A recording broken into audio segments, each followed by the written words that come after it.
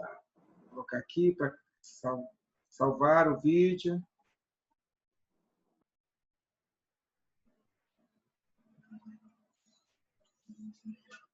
Então, muito bem, gente. Nesse segundo momento de nossa aula, nós damos continuidade àquilo que o ECA aponta como dever do Estado, né, e como deve ser a educação nacional, quais são as políticas públicas e educacionais que devem reger o sistema e quais são os direitos que as crianças e os adolescentes possuem, né, dentro dessa dinâmica, certo? O último que nós vimos é que as crianças e adolescentes têm o direito de questionar o critério de avaliação a partir das características de cada uma delas. A nossa colega, dona Margarida, apresentou um trabalho que ela realiza e como o processo avaliativo que ela executa com 2 alunos autistas destoa da maior parte dos colegas dessas crianças no espaço escolar, né? E isso é justo que o faça, isso nós chamamos de equidade, tá bom? Depois, direito de organização e participação de entidades estudantis, no sentido de que o Estado deve garantir essa liberdade, essa perspectiva democrática da participação do jovem, e acesso à escola pública gratuita próxima de sua residência, né? Então, isso nós sabemos que, geralmente, quando nós chegamos dentro do período de matrícula, lá ficam as mães trabalhando, certo? A fim de conseguir o melhor local para os seus filhos estudarem, de preferência perto de casa. Aí nós temos agora a LDB. O que é a LDB? É a Lei de Diretrizes e Bases da Educação Nacional. E ela estabelece algumas diretrizes da educação nacional no artigo 1º. Observem, a LDB é a lei que rege a educação nacional, gente. Né? Todo pedagogo tem que ter esse conhecimento dessa nossa legislação, pois toda e qualquer legislação, quer seja no âmbito estadual ou municipal, ou também as atividades educativas que são realizadas dentro da esfera federal, são realizadas a partir das orientações, das determinações da LDB 93, 94/96. Muito bem. O que nós temos no primeiro artigo? No primeiro artigo diz que a educação ela abrange os processos formativos que se desenvolvem na vida familiar, na convivência humana, no trabalho, nas instituições de ensino e pesquisa, movimentos sociais e organização da sociedade civil e nas manifestações culturais. Observe, o conceito de educação da LDB aponta claramente para a ideia que não é responsabilidade da família educar e da escola apenas instruir. Essa é uma percepção completamente equivocada do que é educação. Então, aqui mostrado uma abrangência maior, né, uma abrangência considerável do que é a educação e onde a educação ela se desenvolve na realidade da sociedade brasileira. E aí diz que esta lei disciplina a educação escolar, que se desenvolve predominantemente por meio do ensino em instituições próprias. A educação escolar ela deve vincular-se ao mundo do trabalho e à prática social. O que significa? Deve vincular-se ao mundo do trabalho e à prática social. Significa o que está lá em cima no ECA. O ECA afirma que é função do sistema educacional desenvolver o indivíduo, prepará-lo para a vida em sociedade e também prepará-lo para o campo de trabalho. Em outras palavras, a LDB afirma os mesmos objetivos. Né? Aí diz, a LDB reconhece o direito à educação básica como um direito público subjetivo que facilita a busca por sua exigência e concretização. Né? Observe que o que facilita a sua busca por sua exigência e concretização, ou seja, na medida que a LDB reconhece o direito à educação básica como um direito público subjetivo, isso imprime ainda mais uma obrigação ao Estado, ao governo federal, ao governo municipal, a tarefa de desenvolver políticas públicas. Quais, professor? Ora, a construção de escolas, o aperfeiçoamento dos professores, a melhoria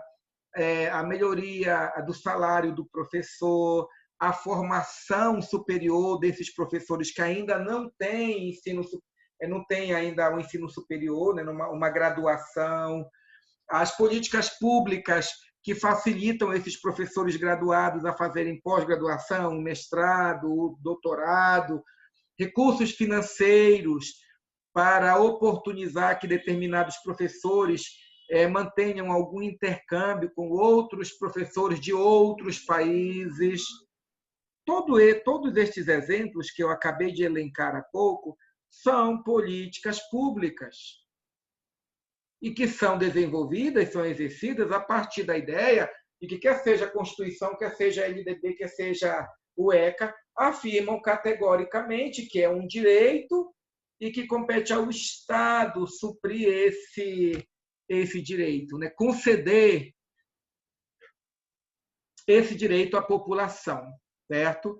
No 5º artigo, o acesso à educação básica obrigatória é direito subjetivo, podendo qualquer cidadão, grupo de cidadãos, associação comunitária, organização sindical, entidade de classe ou outra legalmente constituída, ainda o Ministério Público, acionar o poder público para exigi-lo.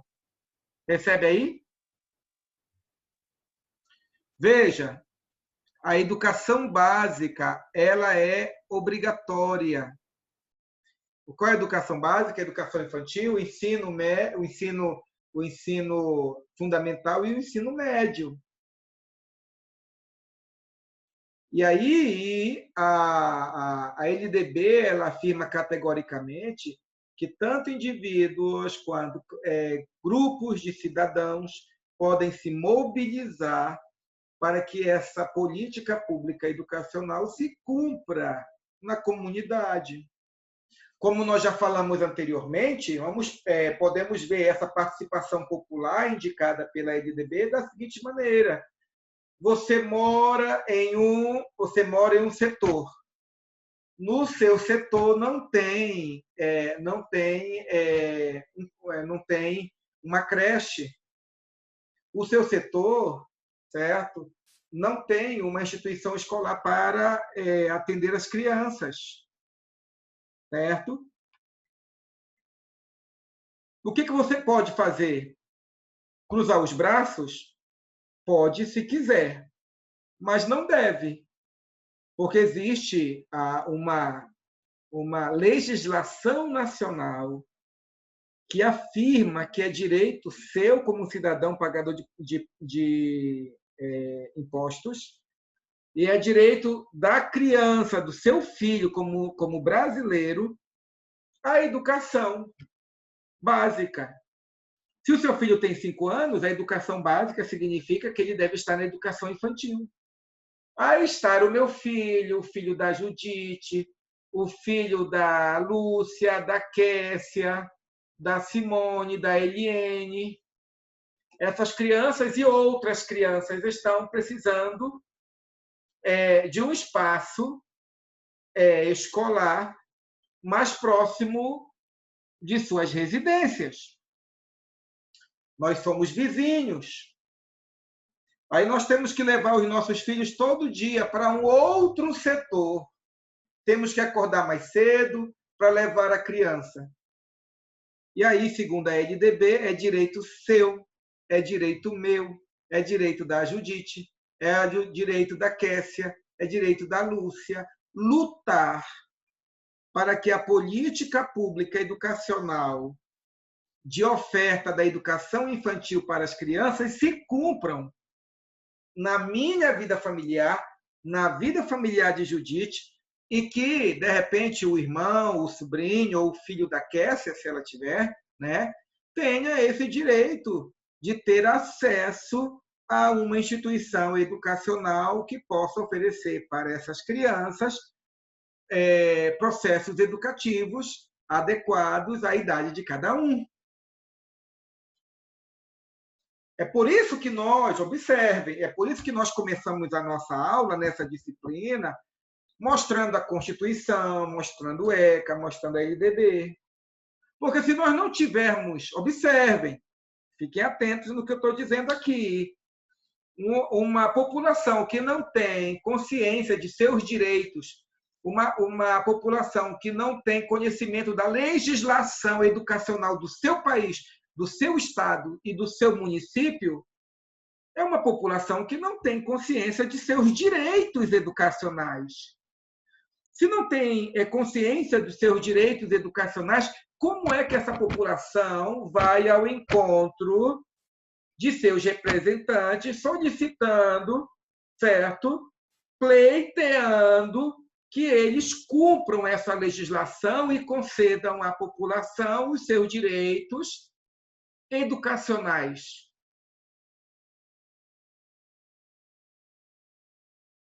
Então, é preciso perceber que todo o desenvolvimento da educação no Brasil sempre se deu a partir das diretrizes estabelecidas por essas legislações, por essas leis.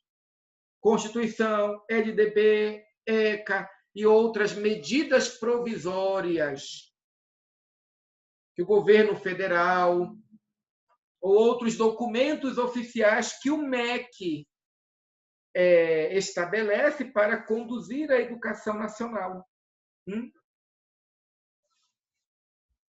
Então, é preciso conhecer essa legislação para podermos exigir, pleitear aos nossos representantes políticos que eles elaborem políticas públicas educacionais a partir de nossas demandas, a partir de nossas necessidades. Vamos pensar assim. Houve um tempo no qual as crianças que tinham determinadas dificuldades de aprendizagem, elas ficavam em casa, excluídas da vivência social, invisibilizadas pela sociedade, invisibilizada pela sociedade. Essas crianças, elas não tinham vozes para pleitearem os seus direitos educacionais.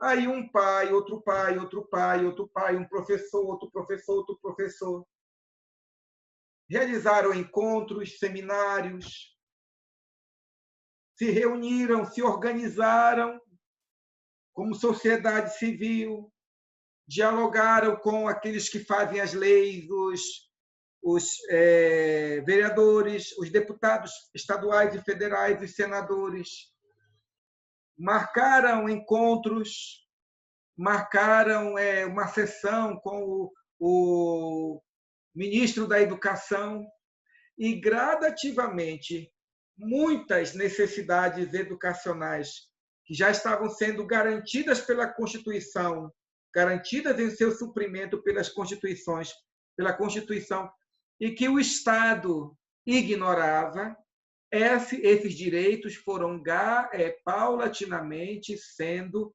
garantidos, afirmados, e foram se transformando em políticas públicas que hoje nós vemos na sala de aula. Hoje você vai nas instituições públicas, lá está o piso tátil para os cegos. Você vai nas escolas, existem intérpretes de Libras. Você vai em escolas, existem pessoas trabalhando com autistas, como a dona Margarida. Isso são conquistas pautadas na lei, na legislação. E pautados na legislação, essas políticas públicas elas foram criadas. a partir da legislação brasileira. Por isso, perceba aqui, ó, de acordo com essa legislação, o direito fundamental à educação é efetivado a todas as crianças e adolescentes, de forma que sejam respeitadas as características e as diferenças de cada um deles. Percebe? Então, a partir da legislação, toda a política pública que mudou a educação foi sendo criada, gente. Né? Então, vejam, o planejamento, a criação e a execução das políticas de educação são realizadas em um trabalho conjunto dos três poderes que formam o Estado, o legislativo, o executivo e o judiciário. Preste atenção aí, anotem aí. Cada um tem a sua função dentro da implantação das políticas públicas. As políticas públicas educacionais, gente, elas não são criadas, elas não aparecem na escola ou nas faculdades da noite para o dia. Existe, na verdade, um movimento político, um movimento social, no qual a sociedade civil, os nossos representantes legislativos, os nossos representantes do executivo e nossos representantes do poder judiciário, eles discutem, eles debatem, eles votam e eles fazem valer aquilo que foi estabelecido como lei. O legislativo elabora as leis, cria o ambiente legal na legislação para a implantação, por exemplo, da EJA em EAD, certo? É preciso uma legislação. Vem o Poder Executivo e estabelece os recursos financeiros, paga os professores, constrói uma estrutura, constrói escolas, constrói laboratórios de informática, paga para os professores serem qualificados para essa nova modalidade. E o Poder Judiciário, o que faz? O Poder Judiciário, ele analisa e averigua se todo o processo de elaboração de leis e de execução destas está sendo feito de acordo com a legislação vigente, de acordo com as regras estabelecidas pela legislação. O Poder Executivo, Legislativo ou Executivo, assim como a sociedade civil organizada, podem propor políticas públicas para a educação. O Legislativo cria as leis referentes a uma determinada política pública, o Executivo é responsável pelo planejamento e ação e pela publicação da medida, já o Judiciário faz o controle da lei criada e confirma se ela é adequada para cumprir o objetivo que se propõe. Percebem? Gente, até esse momento, alguma dúvida, alguma pergunta a ser feita, gente? Alô?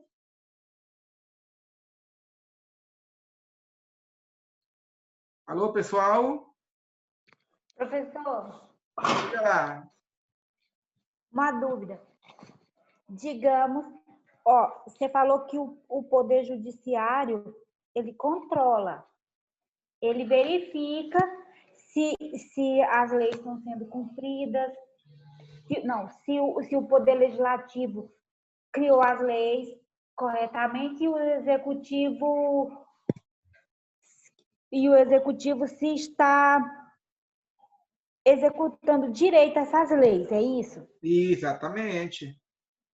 Aí a função do Poder Judiciário é fiscalizar, controlar se estão sendo cumpridos de acordo com a lei. Certo. Dá um exemplo, professor, de algo que... Vou dar um exemplo para você, olha só. O seu filho, Diga. por hipótese, o seu filho ele é surdo. Ele precisa de um intérprete Libras. Existe uma legislação que garante a ele esse direito? Sim. Sim. Aí você foi na diretora da escola, por hipótese, né? A diretora da escola não se mostrou empática à sua causa. Aí, o que você faz? Você vai para a Secretaria de Educação, não é verdade? Vai caminhando, não é verdade? Isso. Aí, Correto. a Secretaria de Educação diz, não, nós não temos essas pessoas, o dinheiro é curto e tudo mais. Aí, o que você vai fazer, Eliane? Cruzar os braços ou ir para uma outra esfera? Procurar o Poder Judiciário, no caso? Exatamente, porque o Poder Judiciário, que eu falei, por exemplo, o juizado, o juizado de menores, certo? Agora, não está na minha memória agora qual é a estrutura do judiciário que dá aporte, né, à população dentro ao Ministério Público, né? Você pode Ministério Público, né? Pode. Você pode ir no Ministério Público dizer, olha, a legislação diz isso, a minha filha é essa daqui, está passando por isso, por isso, por isso, precisa estudar, certo? E o Estado e o município não quer conceder a ela o direito, conforme o ECA, né? Conforme a LDB e conforme a Constituição que diz que compete ao Estado não somente conceder à criança o direito à escola, mas o direito ao acesso e à manutenção da escola. Aí, menino, deixa para o judiciário botar para quebrar. Certo? Este é um exemplo. Tudo bem? Alô? Deu para ouvir? Professor, Depois de recorrer... Sim. Aí vai no Ministério Público, é? Isso. Você pode, veja só. É claro que você vai se valer de todos os meios, né? Você vai no juizado da infância e da juventude, certo? Você vai na, como é que se chama lá, que trabalha com crianças e jovens, né? Conselho tutelar? Você vai no conselho tutelar, certo?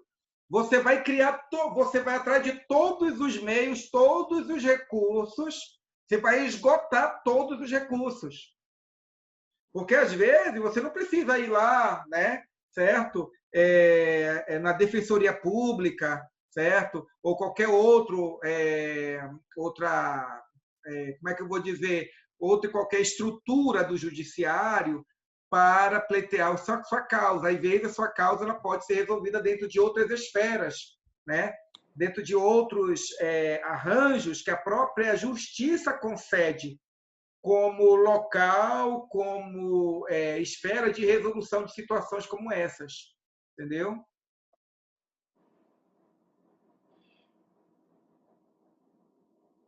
Alô, percebeste?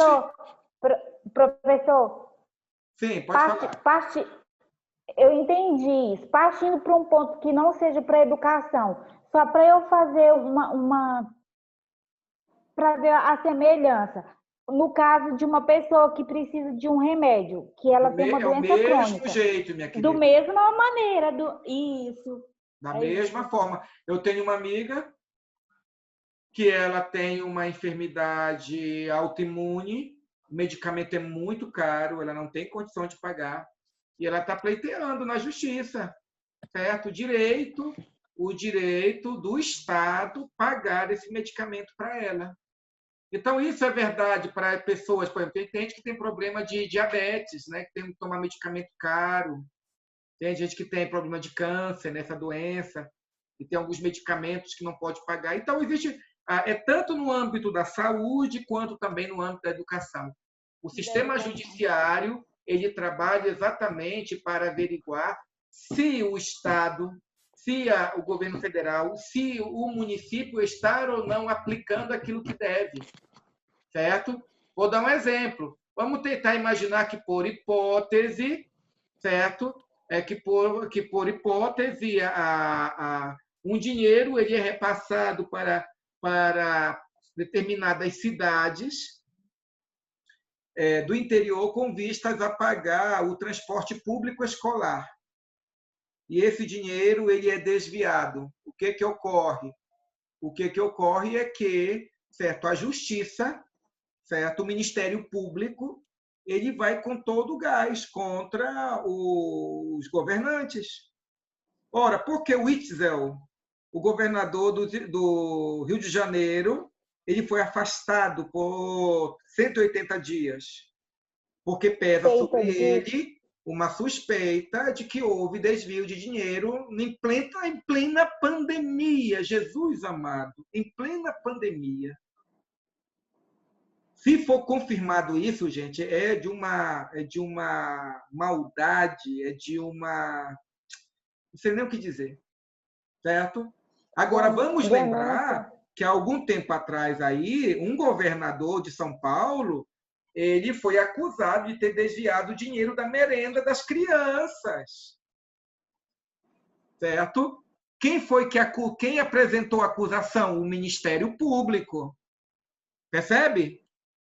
Ministério Público. Havia uma verba destinada para merenda escolar. Merenda escolar é política pública educacional. Política pública educacional não é somente sala de aula, escola, né? Não. É merenda escolar, é política pública educacional. Faz parte da educação nacional. Percebe? E aí a justiça vem, né? Eu não sei como é que ficou esse caso, certo? Mas o certo é que houve uma acusação. E todos nós sabemos que a acusação aqui e ali de máfia, de compra de livro didático, beneficia uma editora em vez de outra, aquela editora paga por trás, né, dinheiro, os livros didáticos são queimados, são enterrados, né, para que outros sejam comprados. Isso é muito triste, gente. Então, é por isso que essas políticas públicas, elas não somente são implantadas, elas também passam pelo escrutínio e pela análise e pelos olhos atentos da justiça, a fim de que os recursos indicados alcancem a proposta indicada e também o projeto ou a política pública alcance a eficácia pretendida, ou seja, a melhoria da educação nacional. Tudo bem? Aí vai dizer, ó, o planejamento, olha só, o planejamento, a criação, a execução das políticas da educação são realizadas em um trabalho conjunto, né, pelos três poderes, né? Aí vai dizer aqui, ó, observa aqui, ó, conceder um direito educacional tipificado como política pública é assumir a urgência de pensar em uma educação de qualidade que Dorigon e Simão deve ser entendida como direito humano essencial. Ou seja, quando o Estado estabelece políticas públicas, ele está, na verdade, nada menos, nada mais do que investido no desenvolvimento do ser humano, como ser humano. O direito à educação, garantido pela Constituição, propõe, portanto, que cada sujeito tenha assegurado o direito de aprender e, para tanto, é urgente que voltemos nossas atenções para as crianças, jovens e adolescentes. Ou seja, o que é dito aqui até o final do texto é que, uma vez que a Constituição afirma categoricamente a educação como direito, então o Poder Executivo, o Poder Legislativo e o Poder Judiciário devem estar irmanados, comprometidos exatamente com a implantação de políticas públicas as mais diversas, né? Devem estar comprometidos. E vamos lembrar o seguinte, essas políticas públicas, gente, elas vão surgindo, elas vão aparecendo de acordo com as demandas. Olha só, para finalizar a nossa aula aqui, certo? Pergunto para vocês, considerando a questão hoje, a questão da pandemia e a questão da internet. É ponto pacífico ou não que toda escola municipal ou estadual obrigatoriamente tem que ter uma rede de internet em todas as salas? Está claro isso ou não, gente? O governo federal deve ou não implantar uma política de modernização das escolas públicas e colocar internet e mais computadores em nossas escolas? A palavra está com vocês.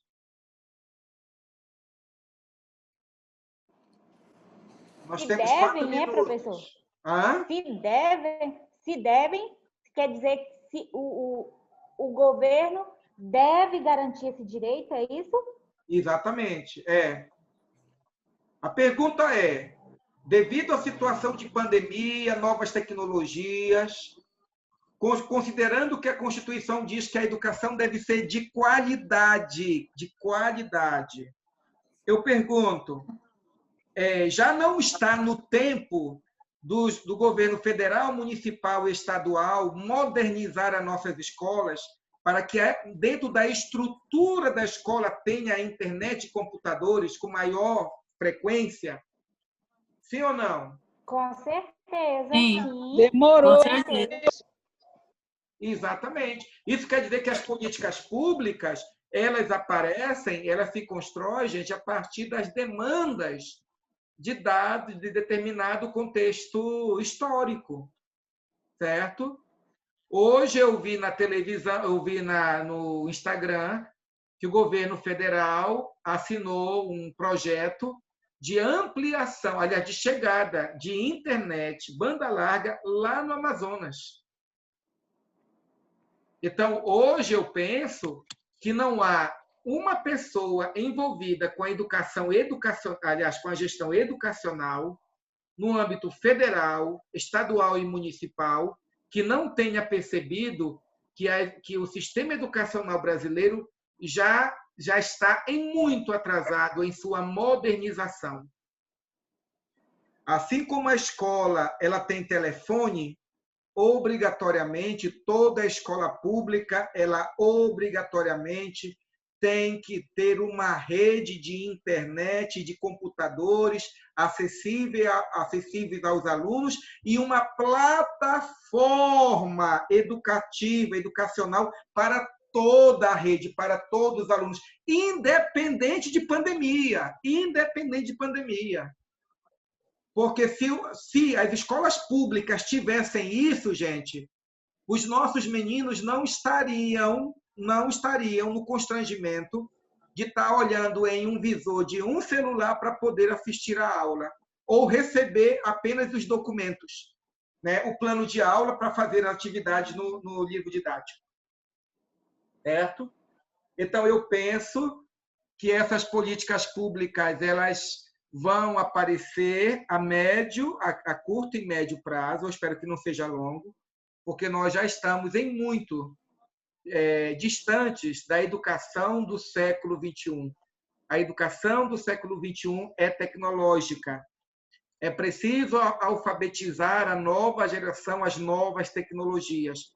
As nossas dificuldades, vejam, as minhas e as de vocês, nas aulas em AD, nas aulas remotas, enviar arquivo, transformar arquivo em PDF para o Word, fazer um texto em Word, elaborar um slide, né? Assistir um vídeo. Toda essa dinâmica própria da educação remota, pela qual nós estamos passando, é decorrente de uma falta de uma cultura tecnológica no espaço escolar. E aí nós esperamos que os nossos representantes legais levantem a voz para dizer é preciso modernizar a educação nacional. Tá bom? E aí, então, gente, nós finalizamos a nossa aula de hoje, falta apenas alguns segundos, tá bom? Essas videoaulas estarão disponíveis para vocês ainda hoje no nosso WhatsApp, e quem não pôde assistir poderá assistir em casa e estudar o material. Lembre que aproximadamente daqui a 3 semanas nós já estaremos em avaliação bimestral, se não me falha a memória.